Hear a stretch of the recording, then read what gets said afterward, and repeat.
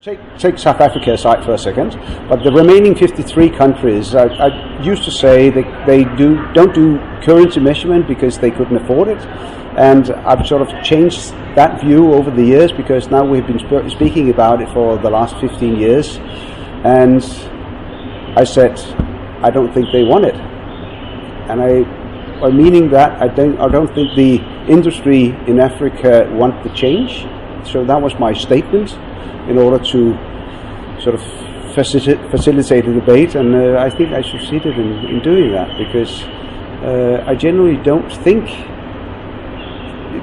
there's a lot of talk, and there don't seem to be the energy or the momentum to actually drive that change, and it's sad for Africa. Why do you think they don't want it? I think it's very convenient what they're doing. They're doing agreements, and change sometimes is dangerous.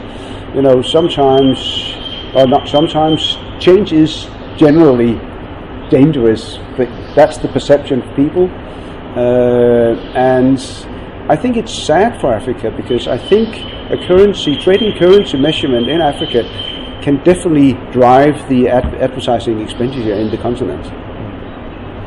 Some of the countries you have looked at internationally, what can African countries learn from them in terms of best practice around television audience measurements? Well, the first thing I would say is that they need to get their act together and organize themselves, and the biggest learning is that whenever currency is established, you will see the growth of advertising expenditure. I appreciate the fact that the African continent is different from Europe, but if you want to find a solution, you will find a solution, and the technologies are there now. You can do portable measurement. So there's all kinds of solutions at the moment that can actually pull this off. And they just need to look for the cheese instead of looking for the holes in the cheese. Your take on traditional television audience measurement versus digital viewing audience measurement. Yeah. How should countries go about doing that?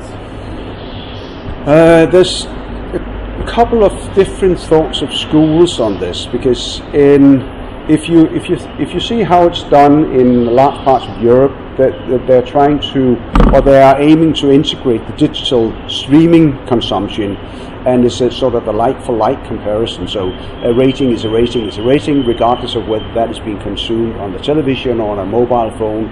So that is one thought of school.